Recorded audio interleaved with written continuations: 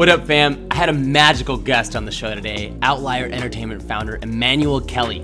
EK is a well-known pop artist who has collaborated with Chris Martin from Coldplay multiple times and has become a sensation to many. Emmanuel was found in Iraq as a baby, half dead inside of a box. This was an area in Iraq with severe chemical warfare. He was born with underdeveloped limbs.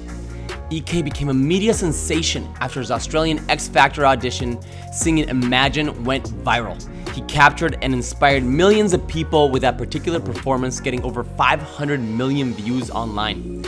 Not only has EK performed with Coldplay, but he's also opened up for Snoop, performed with David Foster, and has a record out now with the legendary Paul Oakenfold called Never Alone.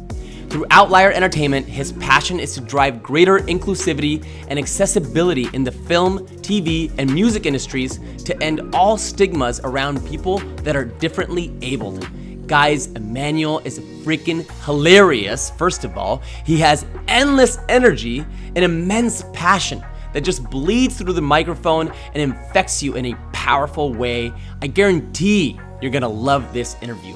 I want to give a special thank you and shout out to the sponsor of today's show, Conscious Capitalism Los Angeles, whose aim is to connect, inspire, and cultivate conscious business leaders, and is a key piece of a larger scale, worldwide conscious capitalism movement. Fam, if you get value from the show, please share it with a homie. Tag me on social and definitely subscribe. I appreciate you spending time with us. Enjoy the show.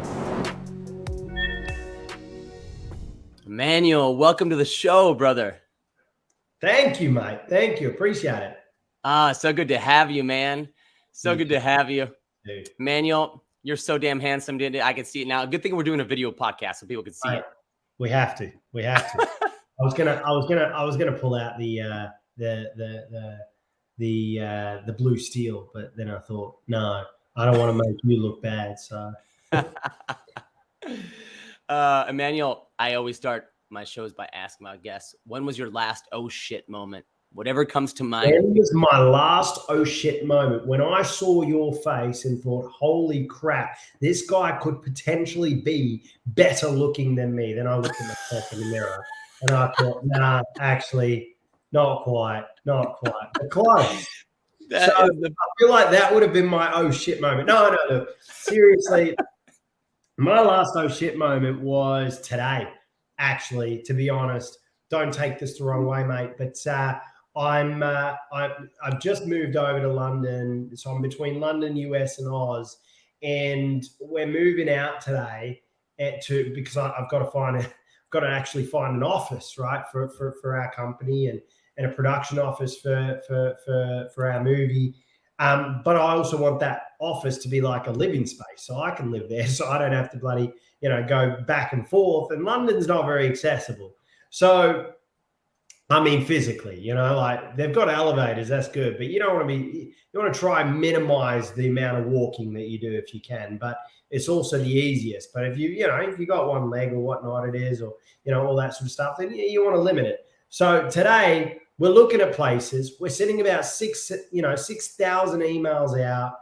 I'm making 3 or 4 phone calls. And then suddenly about 20 minutes ago, 20 minutes ago, I see a reminder, Emmanuel on Conscious. That's all it said.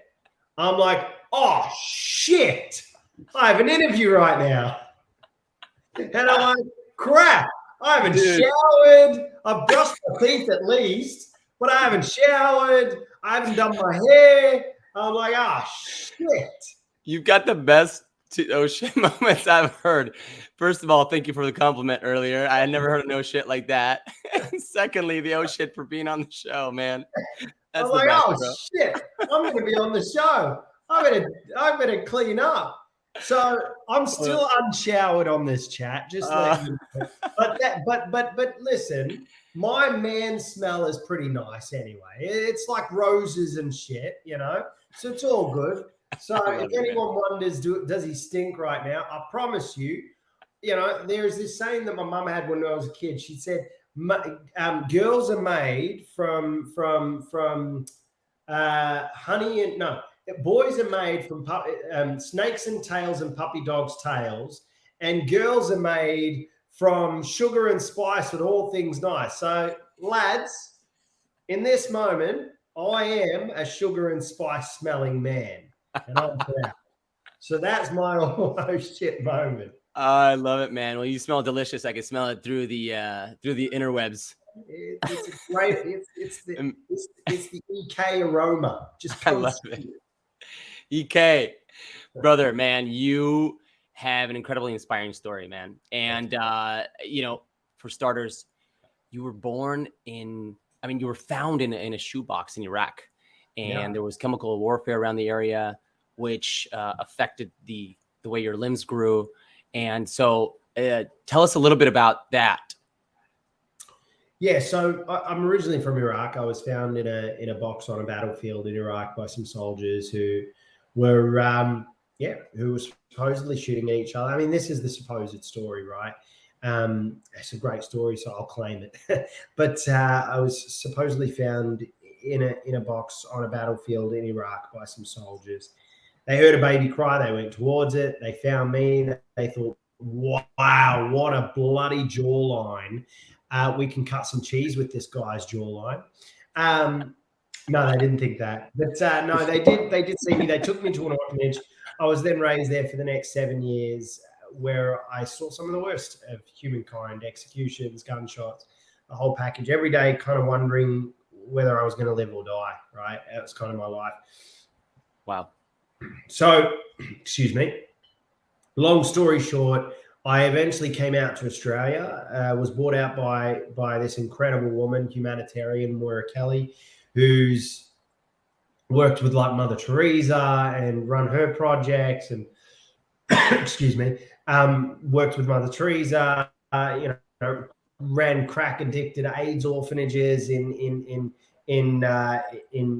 like Bosnia and all these different, in Romania, and created railway carriage, housings for people during the ethnic cleansings. I mean, this woman is like literally a freaking saint. Today's version of a saint. She's the Mother Teresa of today, in my opinion. And so anyway, she had heard about my brother and I. Not biological, but I always say the only thing thicker than blood is love. It's the only thing that brings us together. It's the only thing that tears us apart. It's the only thing that that also starts wars. And once in a while, it might be the only thing that money can buy if you've got enough of it. But who knows? But on a serious note, though, she's extraordinary. She brings us out to Australia, where I had a bunch of surgeries. I learned how to walk for the first time. I learned how to use a knife and fork. I learned how to, hold a cup like this. I learned all the basic things that we kind of take for granted. And then eventually I went on a TV show, which we'll talk more about, I'm sure, but X Factor. And, then hundreds of millions of views later, I'm in the US pursuing music and experiencing a bunch of crap over there, but pursuing music. We'll get to all that good stuff. So, Emmanuel, you had that's an incredible story, man, and what an angel of a mother that you have. The love of a mother is like no other. I'm very also fortunate to have an incredible mother and it just has poured so much love into my life, and a lot of people don't have that, fortune. So, within the disfortune, you had an incredible fortune too, which is a beautiful thing, right? Yeah. So you had 6 surgeries, I believe, right? Like outside of, maybe the surgery, what do you think is the biggest struggle you faced in your life? Period. If you just think of one thing, was it one of those surgeries? Was it trying to learn how to use, your hand? Was it, because you don't remember obviously the beginning. Well, funny enough, my biggest struggle wasn't actually physical, it was mental. So my biggest struggle was learning how to embrace myself and learn how to just love myself regardless of the way I looked physically, from a hand perspective. It's challenging, man. You live in a world where, people who are different, that look different physically, who can do everything. I mean, crap, I can do handstand push-ups. I can have sex. I can hold a microphone. I can, and believe me, I'm Bro, pretty good at all of it, you know. So push-ups, sex, and a microphone. That's pretty I mean, fucking great. You're not better than that. I can, shit. Forget food. Those things are That's right. No, but I can, and I'm pretty good at it. I'm not bad. At least, the girls I've been with have told me I'm not bad, and the dudes I work out with tell me I'm pretty good at it. So I must be doing something right. And that's right. And from the singing world, the people that I sing with are telling me I'm all right at it. So, but that's the thing. I can do everything. There's nothing literally that limits myself. The word disabled means, you're limited by your ability to live your day-to-day life. I'm not limited by any means. The world has created limitations due to inaccessibility and things like that. But if we redesign the way it looks, then no one's gonna have a problem. Man, if you broke your leg today, you're gonna feel insecure like crazy. Because you can't get somewhere, you're gonna feel FOMO, whatever it is, right? So for me, it was genuinely this mindset of when people looked at me, they saw a person who's struggling, right? They saw a person who doesn't have anything and is limited and should just be, poor me. They saw sympathy and they saw an element of disregard, right? They kind of just disregarded me or discarded me, right? In fact, I was found in a box. You felt that. You remember that growing up. You remember that. You felt that pity or whatever it was from people. From my mom, never, obviously, because she's extraordinary, and from my immediate family, no. But everyone else, you would always feel that. But especially when I was a teenager, man, I felt that like there was no tomorrow. All the time, I felt that this whole feeling of disregard, and for me, that was tough, So I had to kind of learn how to embrace that and move on from that and build something else. So was there a specific piece? Yeah. So, okay. So maybe that's what the answer to this question is, but I was going to say, is there a specific piece of advice or a concept shift that you had in life that changed your outlook, that really helped, that really changed the way you see the world? Yeah, there was. So I'd come out to the US. Obviously, we haven't really gotten into this part yet, but I'd come out to the US and I was signed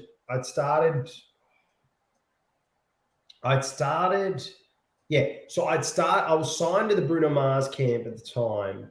And it's actually before this. I had met a bunch of record labels, so things were growing great. Everything was happening. I was touring, but I'd gone up to meet a bunch of record label execs, and they all kept telling me, I'll never make it, I'll never make it, I'll never make it. And it was never because I couldn't sing. It was always because of the way I looked. But they say that. Yeah, absolutely. It was nuts, man. Like, man, I was once in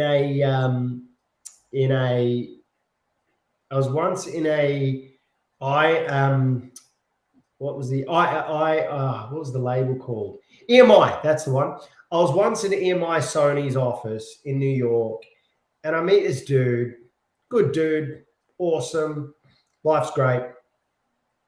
And he says to me, Emmanuel, have you thought of, these songs are fantastic. You've done a really good job. The fact that Chris Martin is behind it. This was after the Chris Martin stuff. So before that, it got way worse. But the fact that it owned more recently, this is more recent. These are more recent stuff. This is like 2018, 2017, 2018. And he looks at me and he goes, look, these are great. You've done a really, really good job. Chris is awesome for helping you produce a couple of these songs, blah, blah, blah. Chris Martin had produced or co-produced a couple of songs, kind of more executive produced or A&R'd it or like mentored me through it. And they go, but, we don't think you should be singing them because, the way you look isn't really ideal for the music industry. And I, what does that mean? And they go, well, physically, you know, we're not sure if this will fit within the industry. We think you should be more focused as a speaker than a musician or an artist. And I'm thinking to myself, I don't know, can we swear on this? Yeah, fuck yeah. So I'm thinking to myself in my head, well, fuck you, you old white bastard. Like, that's what's running in my head, right? But I didn't say it because this feeling inside of me just went straight to, think for a second, Manuel. This is an older white gentleman. He's been in the industry for years. He's seen the industry as is and developed the way it has. He was in the industry before even African Americans were making real impact and urban music was making massive impact. So he's been in it for a long bloody time. And my mum taught me this thing, and she said, Emmanuel, people in this world are all products of the environment that they are raised in. Mm-hmm. So in my head, straight away, I thought, wow, hang on. This guy, he's not a bad guy. So he's not an old white fucking bastard. Hey guys, I just want to remind you, if you want to find more content like this, you can visit sebastiannaum.com. That's Sebastian, NAUM.com. You can also get a ton of other marketing resources from myself and my agencies, ranging from SEO to social media, influencer marketing, branding, web development, and more. Again, that's sebastiannaum.com. Thank you and enjoy the rest of the show. Right? He's just a guy who is innocently ignorant because he's been a product of the environment he's been raised in. Therefore, he's been raised and taught due to the content that's been on screens, due to the music that's been produced, due to artists going into this space. He's seen an industry that's been very male and white dominated. I mean, still to today in music, we're seeing misogynistic lyrics that are being written like there's no tomorrow. I mean, you got women doing it in the music industry who are rappers or whatever it is, and pop artists, and we're all doing it. We're all culprits, right? Hell, I even at some stage probably wrote a lyric that was slightly misogynistic because I was even a product of the environment I was raised in, because I was listening to the 90s pop or 90s whatnot. So even then, and until we shift our perception, nothing's ever going to change. Until we shift other people's perception as well, nothing's ever going to change. So in this moment, though, that was probably the toughest because I'd already faced sitting in front of Sony, sitting in front of ICM agency, which is a talent agency, sitting in front of CAA, sitting in front of a William Morris, sitting in front of all these different companies. And yeah, I'm calling them all out right now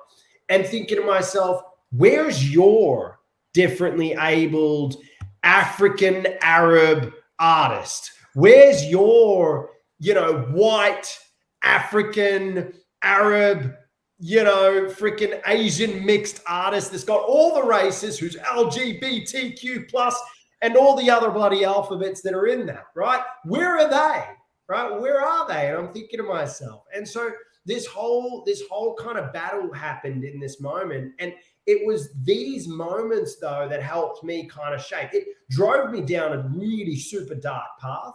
I got depressed because I kept hearing the negatives, right? And so it just kept coming down. I kept falling. And then one day I crashed bottom.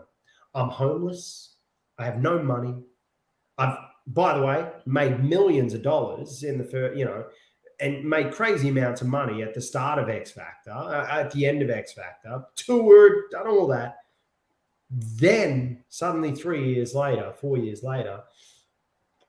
because of all this, these words of disempowerment, music is supposed to be empowering, man. Pop artists, our job is to empower, is to inspire. Singers, man, that's the shit, right? That's the dream. As Barney Stinson on How I Met Your Mother says, that's the dream, and it is to inspire. That's what music is for. But I'm getting all this negative attention, and I get the business. I get how business is business, but business is supposed to empower as well, to raise economic status, to raise a country's economic status, to raise and create more valued members of society, to drive more finance. Isn't it logical that the more success in business, the more success in all facets of business that individuals have in that country, the higher the economic living and the higher the disposable income is in that country, the higher the economic status is in that country, the higher value there is to that country. That you think, right? That's the logic, and it is logical. It's Preach. just for some reason we have this mentality that we have to bring people down, and we don't. But I was brought right down, homeless, nothing.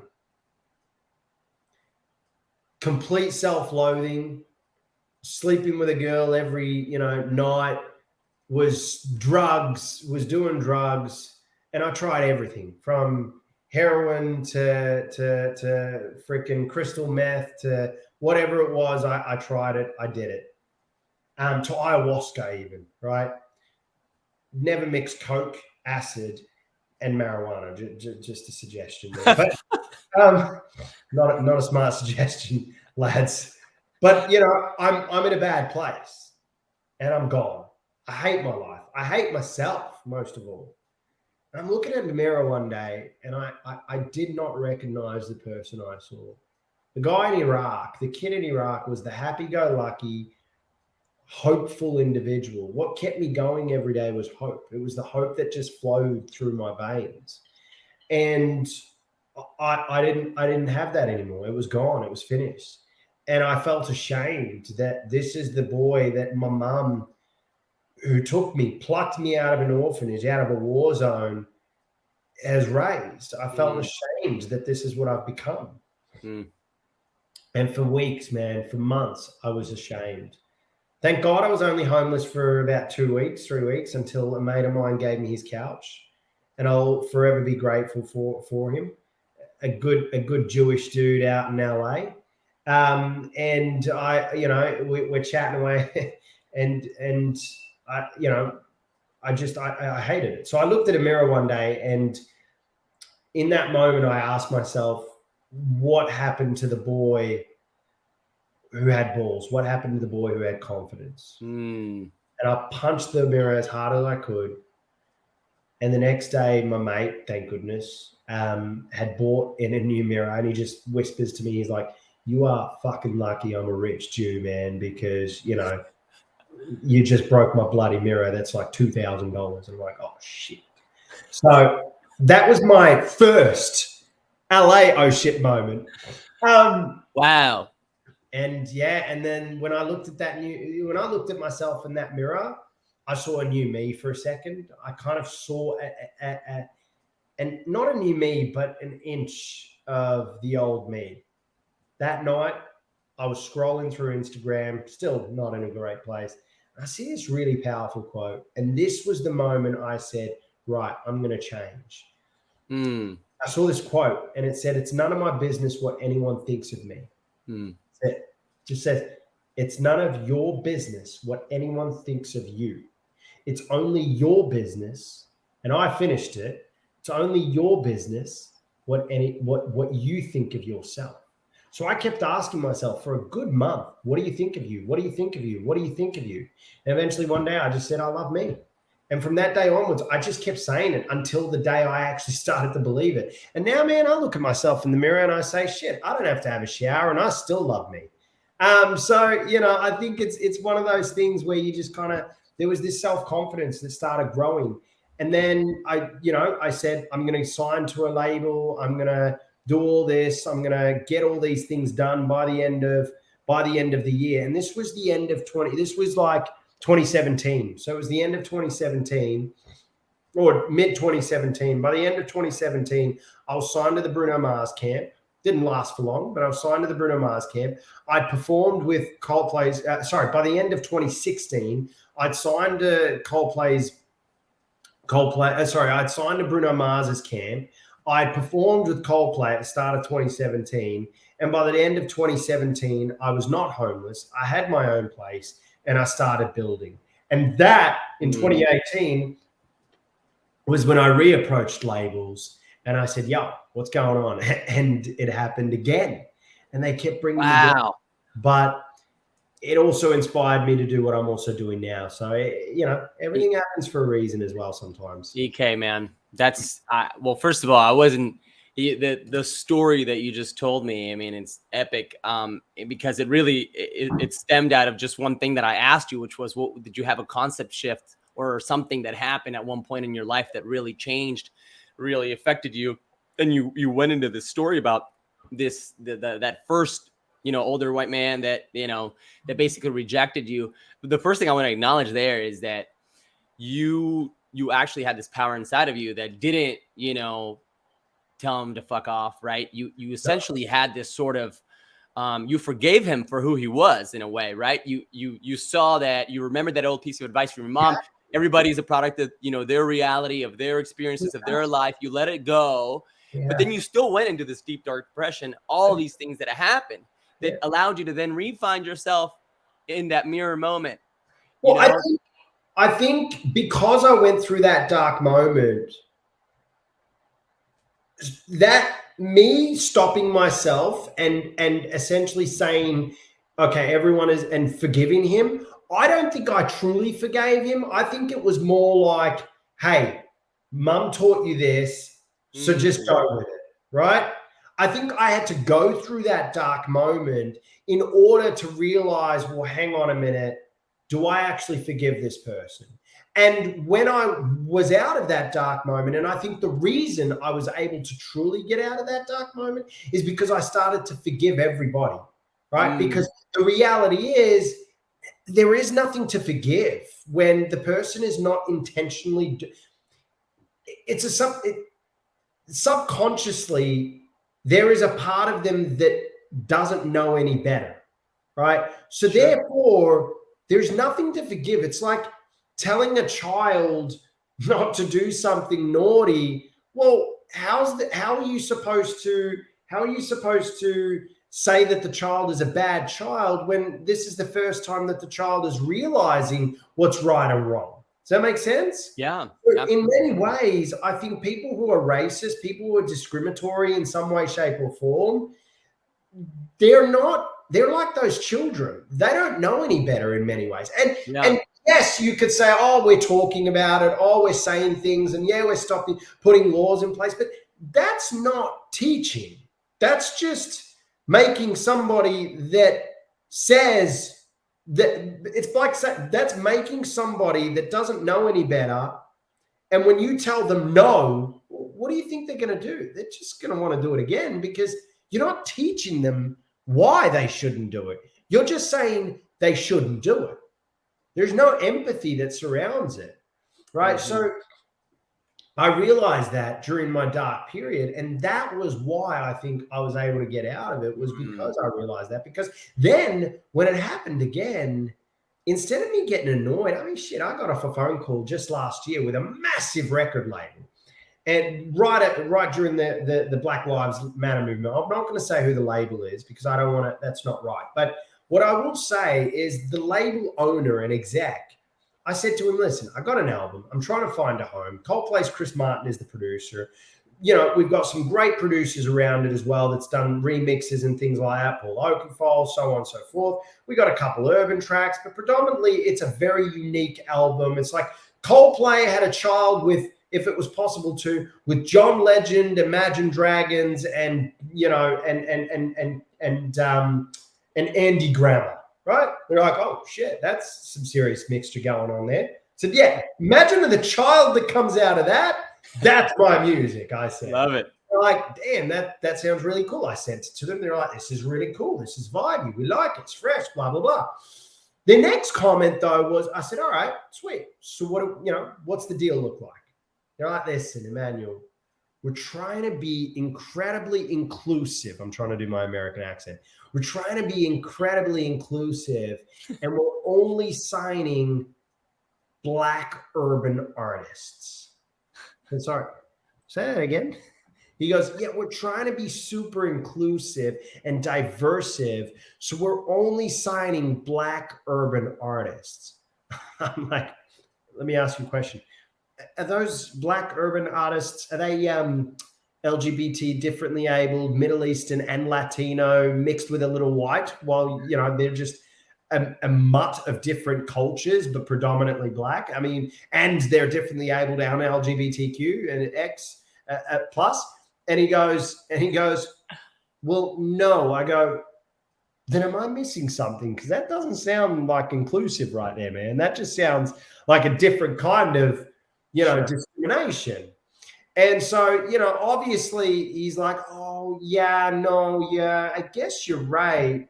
Well, look, let me talk to the team. Obviously, I never heard back from him. But the point remains is that it's an ignorant thing. It's ignorance. I didn't get angry at him. I honestly, I'm glad that in many ways, I'm actually glad some ways that the world is like that, because you know what? There's room for growth now. We've always got room for growth. A lot of room for growth. For people to be able to come out and create inspiration and power within these markets. And so that's the exciting, it's a very exciting time, I think, in entertainment. It's a very exciting time in my journey, but I'm glad. But it's even recent, but I forgave it. I didn't even think about it, and it's because of that dark moment. Yeah, man, that's powerful. EK, I want to take you back to that excuse me, to that X Factor moment. That's essentially when you became Australia's X Factor sensation. You had over 500 million views. You sang Imagine, which I love. What was that experience like when all of a sudden you kind of started manifesting into this like sudden fame, excitement, success? Like, what does that rush feel like? Dude, it's awesome. It really is. It's freaking amazing. I mean, imagine you're a child and you're going to Disneyland I suppose I would be like this when I go to Disneyland as an adult, so probably is a bad example, but imagine all your dreams coming true in one go. Simultaneously, all your dreams being snatched away in one go. Now imagine the feelings you're going to get through that. That was the experience of X Factor. It was truly remarkably incredible, but at the same time, it was one of the most difficult experiences I've ever had. And it's not because of the producers or whatever, it's the pressure. It's the fact that you're stepping on a stage, singing in front of millions of people and expected to do two things: succeed or fail. Either way, the show wins. But you may not win. So it's this battle where it's like playing, I don't know, have you ever played poker? Yeah. All right. You're going to poker, you're playing poker in Vegas, you're sitting down, you've got the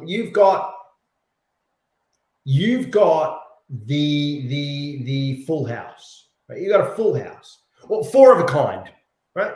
Second highest card in poker. You couldn't have a higher card. Well, there's only one card, right? That might be higher. It depends what you're playing, I suppose. Texas Hold'em. You got four of a kind, or is it a straight flush? What's higher? No, it's a four of a kind. So you got a four of a kind in your hand. But you think you've got this. You're winning. Everything is great. And you put the card down, and the house has a royal flush. Not the other competitors. The house has a royal flush. You just beat everyone, though. What an interesting you beat analogy. So that's what it felt like with X Factor. So even though you had won, you still felt like you hadn't, and the house had won. Why was that? Why was that?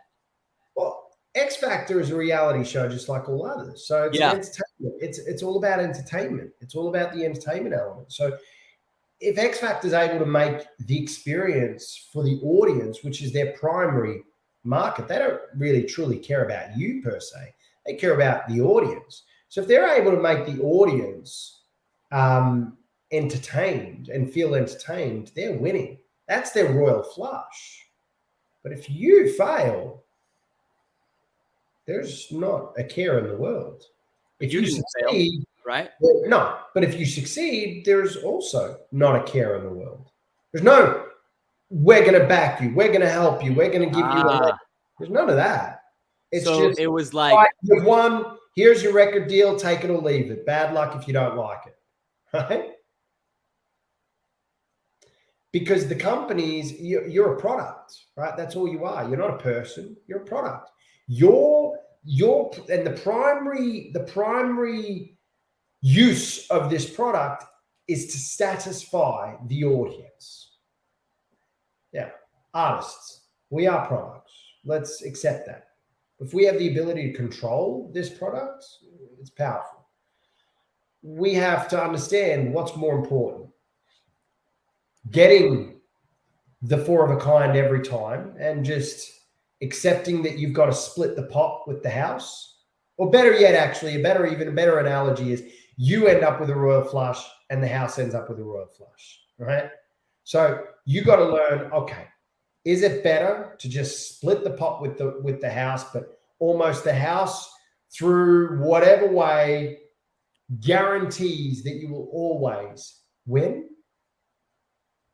Or do you just fight against it? And most people fight against it. For me, I didn't fight against it. I worked with it. I went with it and I had a great experience. But it was a very tough experience because I had to let go of a lot of my ego. I had to let go of a lot of, because that's what the show does as well. It drives the shit out of your ego. It just, it boosts you. It makes you feel like you're a god by the end of it. So you've got to figure out how to, all right, I've got to now learn that even though these guys have driven my ego in enormous capacity, you got to then pull back still. And that was tough at first. That was real tough. But yeah, it was a real experience. Bro, I got to say that analogy really hit home.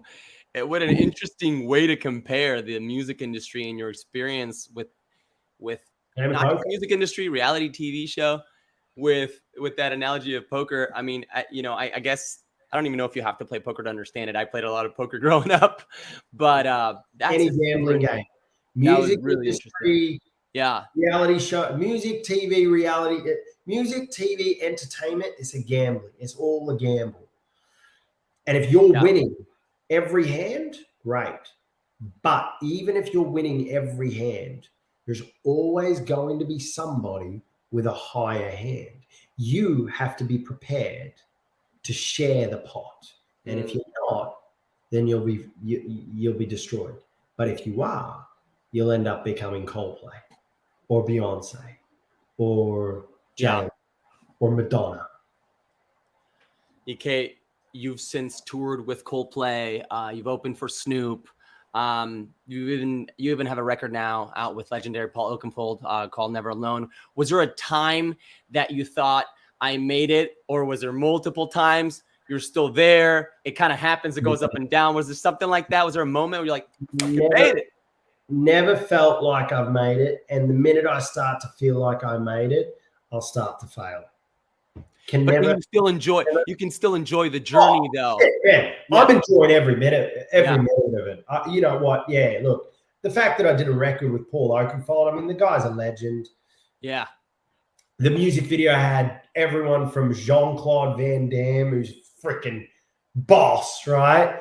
He's a classic boss, man. I mean, seriously, to Chris Martin, Demi Lovato, Elizabeth Moss, Terrence Howard. I mean, he's got a show out now, I think. So, yeah, like come on, like who does that? Royce da 5'9", like, you know, these guys are like freaking bosses, you know. So EK, bro, I got to put you on the spot, man. You got to sing a little bit for us. You got to sing for our listeners. Give us a little acapella, or I can put a little background music after too if you want. You got to give us a little. It's all good. You know what? I'm going to give you a little taste of something, actually. Give us something.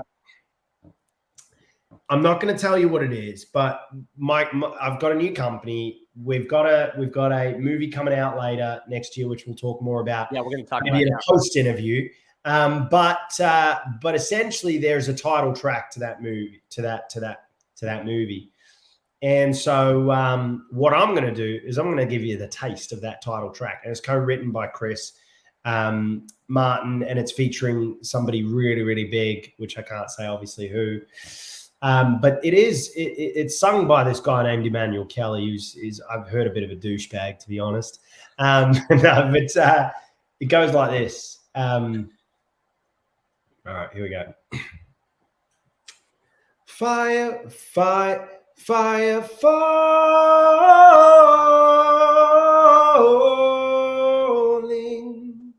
It's a call more than blind. It's a fall, fire fall. There it is. That's all I'll give you.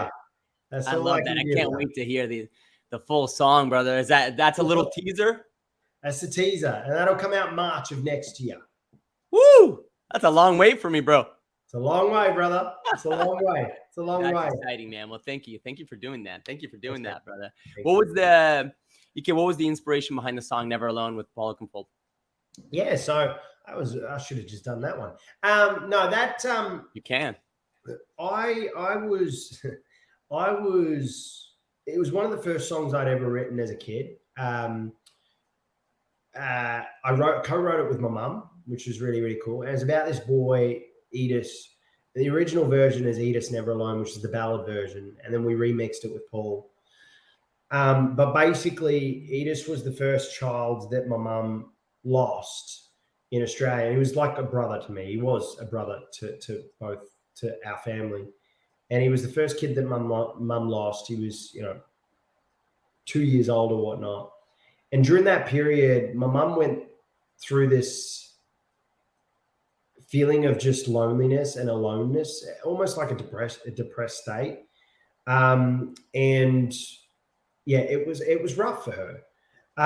But then COVID hit, and we were trying to figure, we had an album, a single, the whole thing was ready. We were ready to go big. And then COVID hit, and we realized, oh crap, we're not going to release anything, but we need to get something out. So Paul had remixed Never Alone, which was going to come out with the album. And we thought, you know what, let's release this single during COVID in a time where depression is at its highest. Right. In a time where, suicide is at its highest. My girlfriend, during that time, she was suffering with enormous amounts of depression. It was really bad. She tried to kill herself a few times. And I realized that depression, anxiety, OCD, all these mental illnesses and mental health issues are also disabilities or makes somebody a differently abled individual, because it actually does limit your ability to live your day-to-day life. Actually, they are limited by their abilities to, people with those conditions are limited by their ability to live their day-to-day life more than me. And I'm physically different, but they're limited more than me. Right. So in that moment, I realized in that moment that this song is the perfect song to be kind of an anthem for people globally who have at any stage felt alone. Right. In the times when you are feeling the most alone, just remember you're actually not. There's always somebody there to help you, to lift you up, to give you a hand or a shoulder to cry on or an ear to speak to. And if there's not an individual that you think, there are programs. There's something there. We are living in probably the most luckiest era where mental health is talked about 5 times more than it used to be talked about. Back even as close as the 90s, people would say, early 2000s, people would say, toughen up. That was the reality. You're just sad, toughen up. No. OCD, all these different conditions. So Never Alone is an anthem for people who suffer for mental health, who suffer with mental health issues. It's a song, it's a gift from my mum, from my family, from Paul, from Chris, from all the artists that featured in the music video and the talent. It's a gift from us to the mental health community. I love that. It's something that very few people now in the world can say that they haven't experienced some form of it. It's kind of, it's a bummer to say that.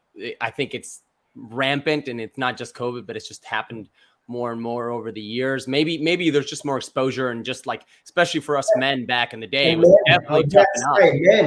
Men, it's okay to be vulnerable, man. Shit, yeah. vulnerable all the time. Yeah. It doesn't faze me. Hell, if you're a single man, just letting all single men out there know who try and act tough and, you know, protective and all this sort of stuff. I'm telling you, man, if you're able to be tough and vulnerable, you'll find you're someone very, very soon, whether it's a best friend, whatever it is, you'll find you're someone that you can be that vulnerable, you know, that you can show that vulnerability with. But you've got to be willing to be vulnerable. You've got to be willing to let go.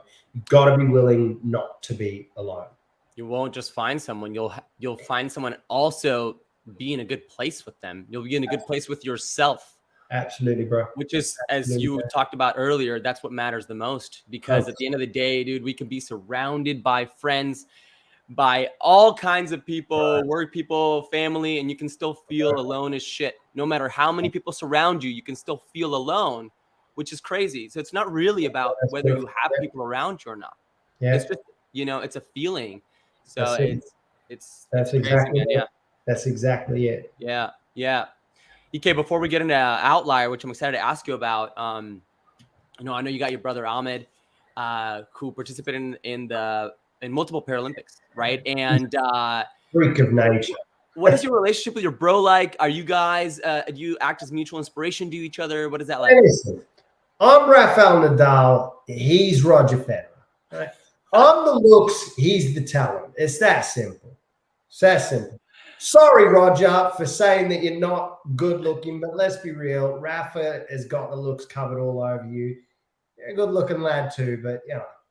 No, look, my brother's awesome. He's incredible, man. He's my inspiration, really, to be honest. The guy wakes up at 6 a.m. and 4 a.m. every morning. I wake up at 4 p.m. every day. That's the difference between the two of us. No, but seriously, he is my inspiration. He does wake up every morning at 4 a.m., which I have no idea how he does. He trains every single day. He's been to 3 Olympics. He's going for a 4th. In Paris will be his last one. He's, you know, he's a silver medalist at the Olympics. He's a 2-time world record breaker. Really? And the guy's a freak of nature, really, he is. And I'm proud to call him my brother. We are extraordinarily close. My mum and him are having a bit of a brawl right now. So, Mum, Ahmed, fix your shit. They're going to hate me for saying that. Because they like to think that they've got a perfect relationship. No, look, I think everyone has their little ups and downs, and you know, family is family, and we love each other to bits. My brother's amazing. I love him to bits, and I'm lucky to have such an incredible family. Being mum, that's beautiful, my man. brother. I'm lucky that we're so close and tight as a family as well, and we talk it off. I'm the black horse. It's that simple. I like to think I'm the white horse, a knight in white horse, but that's definitely not it. So just think of me as the caramel man on a black horse, ladies, just riding in to save the day. My brother, he's the swimmer, he's the athlete, he's the 6-pack dude. I'm a 6-pack dude, but none of the fitness that a person with a 6-pack should have. I just have it. He has all the fitness that a person with a 6-pack should have, and I have none of the fitness but the looking part. Yeah, I'm an artist. We're entertainers.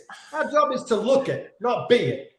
His job is to be it. How lucky are you, huh? You got the 6-pack without the workouts.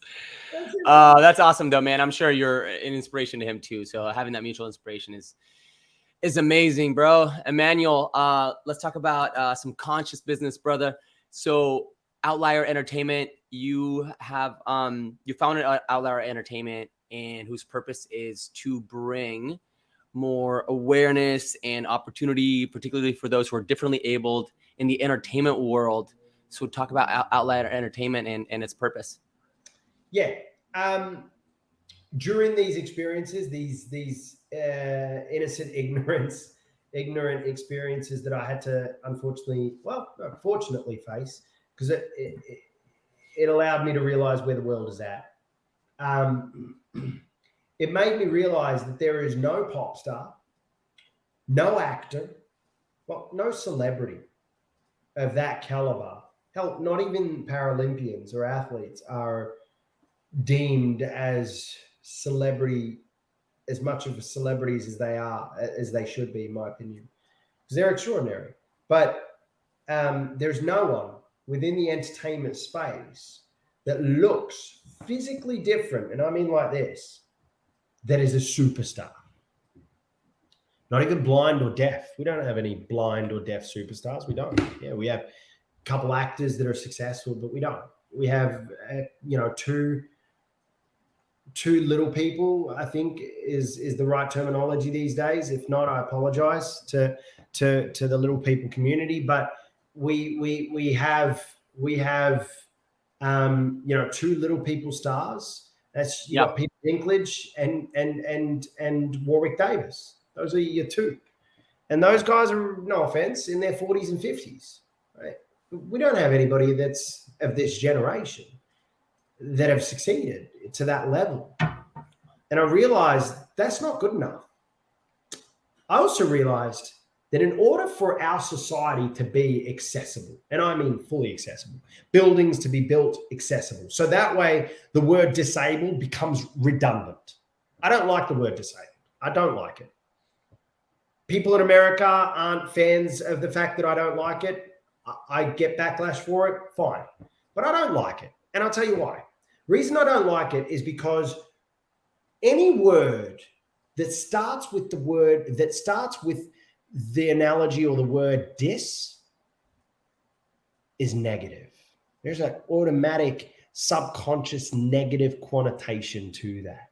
So when you think dis, I'm going to ask you here a question, brother. When I say the word dis, what comes to your head? Disadvantage. Keep going. What else? Well, disadvantage and disabled is actually one of the first ones. I mean, as well. Yeah. Anything else? To me, I just think of less than. There we go. I just think of less than. So less than or without. Like basically anything that's less than or without. You're saying it, my brother. You're saying it. The word dis gives off, and you're all about conscious, right? So, and I'm all about the subconscious mind, right? So subconscious mind sends you straight to negativeness because that's what the word dis was made to do. That's why it was created. It's a translation of negativity. It is disempowering. Exactly. Disempowerment, disregard, discarded, disrespect. I can keep going. There's not a single positive one you can think of. There's none. Hell, the word handicapped is a better word than disabled. Huh. And I'll tell you why. I mean, I'm not going to use it, obviously, and I'm not a fan of using it. But when I think handicap, I think golfer, I'm better, therefore, you need a handicap. I think race car driving. I think whatever else there is, the sports that use the words handicap or that need a handicap. Now, my word is differently able because I'm a believer that we're all abled in some way, shape, or form. It may be different. It may be being abled through somebody else. There was the smartest man in the world, Stephen Hawking, was living proof of somebody being differently able. This is a man that also wasn't a fan, whether he said it out loud or not. Got a chance to meet him once, incredible human being. But this is also an individual that didn't like the word dis. Anything with the word dis, he wasn't a huge fan of it. I'm not sure if he said it out loud ever, but I know this from my personal interaction. And he says he wasn't a fan of the word. And so with that in mind, his whole philosophy was, how do I empower myself? How do I create less limitations, take away the limitations? The man was a genius who did that. He spoke when he shouldn't be able to speak. He became a voice when he shouldn't have been able to become a voice. He solved genius mathematical bloody things when he shouldn't have been able to. This man was the epitome of an outlier. So I thought to myself, how do we make a word that essentially describes somebody as less than, instead of trying to shift people's minds of the word disabled to mean something empowering and try and change the meaning of a word, instead of trying to change the meaning of a word, which would take hundreds of years, because this is a word that's existed for hundreds of years, potentially. I don't actually know how long it's existed, but I should research this. But this is a word that's existed for years and years and years. And the dis part has existed for, over 100 years. So you're trying to get over 100 years of an environment that people have grown up in. Instead, all you need to do is give them a different word to think about. Give them a different word to describe somebody. Give them an empowering word to describe somebody. Differently abled is a powerful word. It is an empowering word. It is a word that tells you that you can do anything. You are just different. And different is cool. Different is special. You are abled, but in a different way. That is power right there. You're an outlier. You're somebody that steps outside the box. You think outside the box. And hell, people with disabilities, but I say differently abled, or at least I identify as differently abled, me, Emmanuel Kelly, whether you choose to identify yourself as handicapped, disabled, I don't care what word you choose to identify yourself, because it's your life. You are empowered. And Outlier's job is to empower and break down the barriers, right, of this stigma of what a person who is disabled is. It's designed to break down the stigma of feeling less than, or being insinuated into a less than. Outlier is an entertainment company, just like Tyler Perry, Oprah Winfrey, FUBU, Hello Sunshine, which is Reese Witherspoon's company, that is designed to empower, to open up the door for companies globally around the world to say, this is a market that is valuable. These people are valued members of society. These are the outliers of the world. Now, look, I'm not a huge Catholic. I'm not a huge Christian. I'm not big on the whole religion thing, right? I'm not big, right? I was raised to believe in God and Allah. I was raised to, learn about religions from all walks, from Buddhism to Hinduism to Judaism and so on and so forth, right?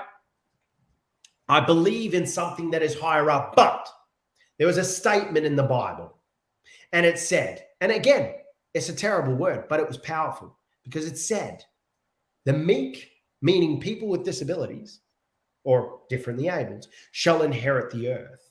Right? Now, it's a powerful statement. Why? I'll tell you why. Because, and this is the outliers of the world, outliers are the future.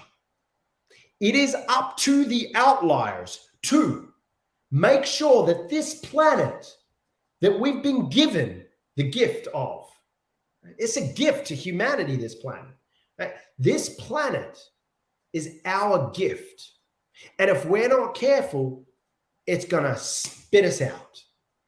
Outliers, if we are able to create a valued member, realize that differently ableds globally are valued members of society, have enormous amounts of disposable income, and want to be a part of this economy, this global economy, right? If we can realize that, corporations globally can realize that, we will solve almost 80% of the technical, environmental, social problems that we have today. Because by realizing that and making our society accessible, we're not only uplifting our empathy and our consciousness, right, as you call it, but what other people call it empathy, or other people call it different names.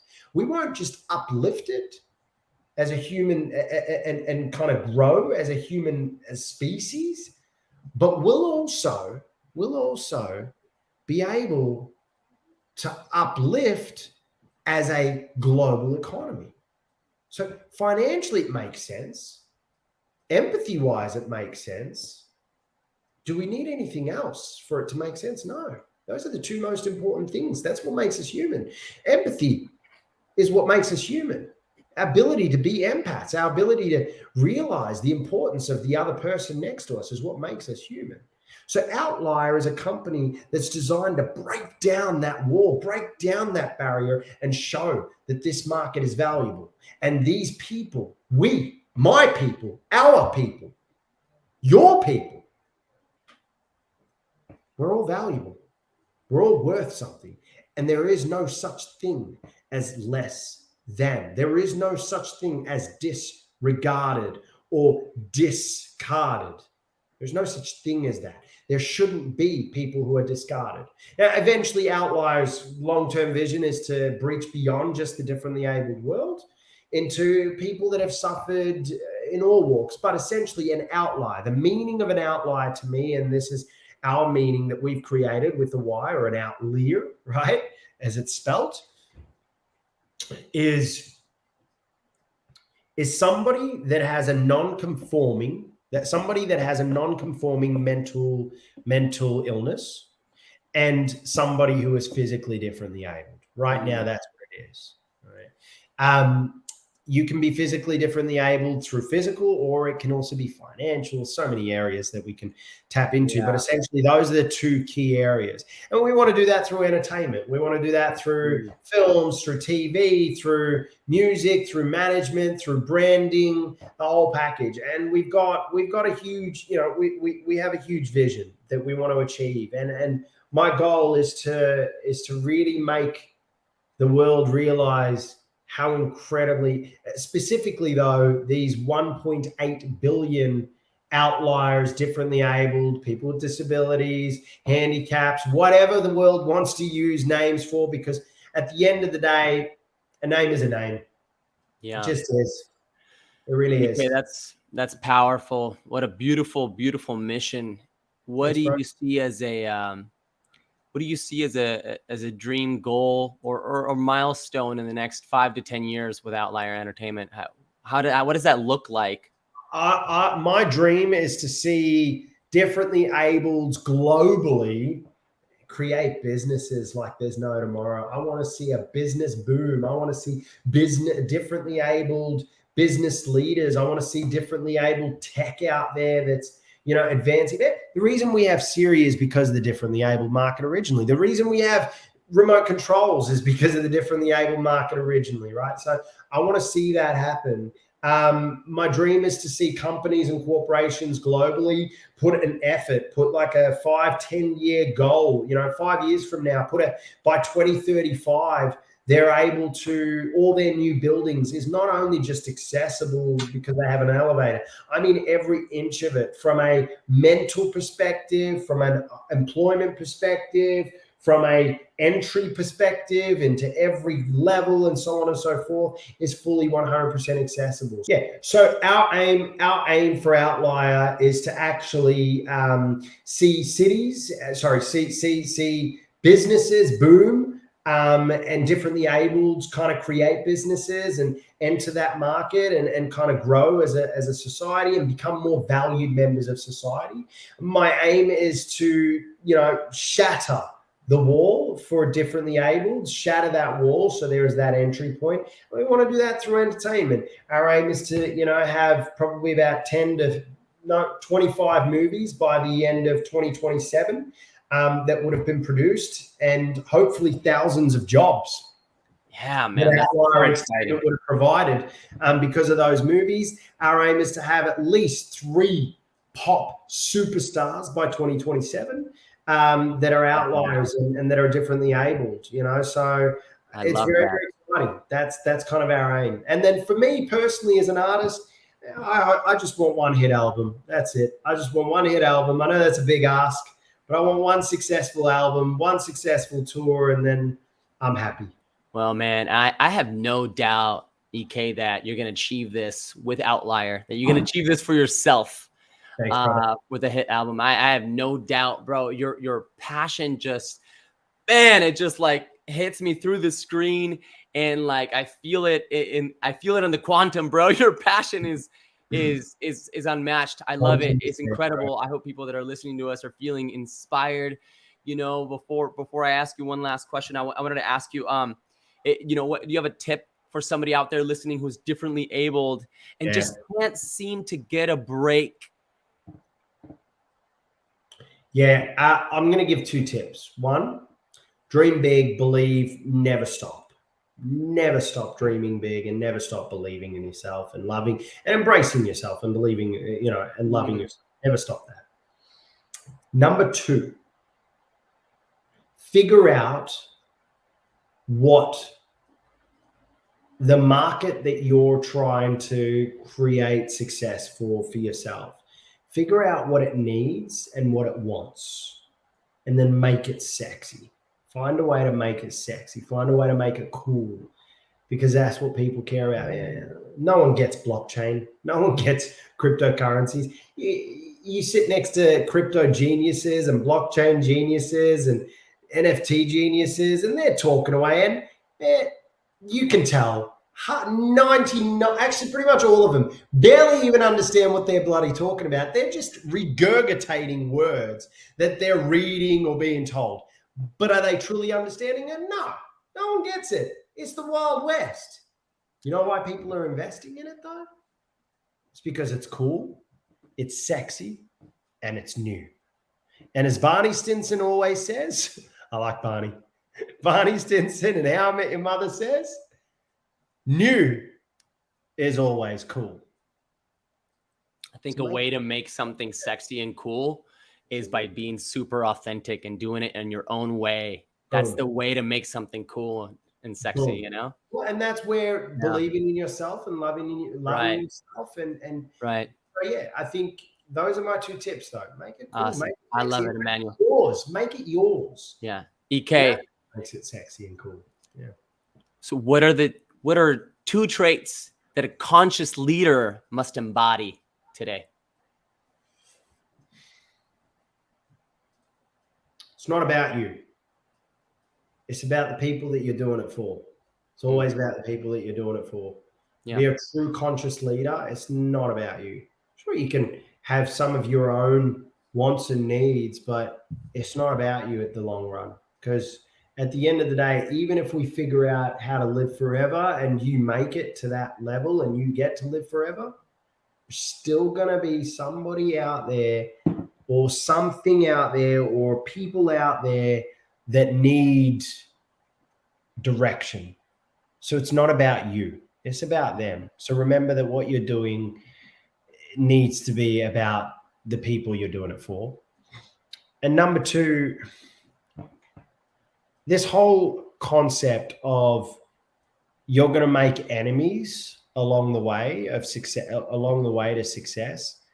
I don't have any enemies. I have 0 enemies, and I've made it hell. I've had people use me, abuse me, take my money, steal from me, the whole package, but I still talk to them because I don't want enemies. So I can keep my conscience clean 100 years from now. I know that I've done the right thing. There is no need to be mean in business. There's no need to be mean in business. Amen. Amen, brother.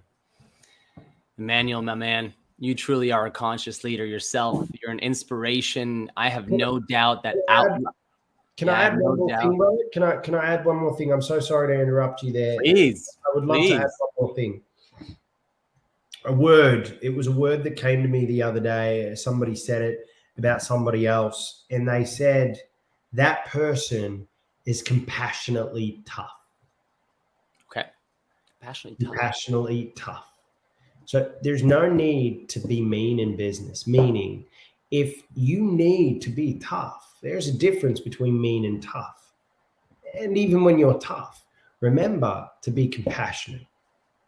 Don't bring somebody down in order to think that they need to be brought up.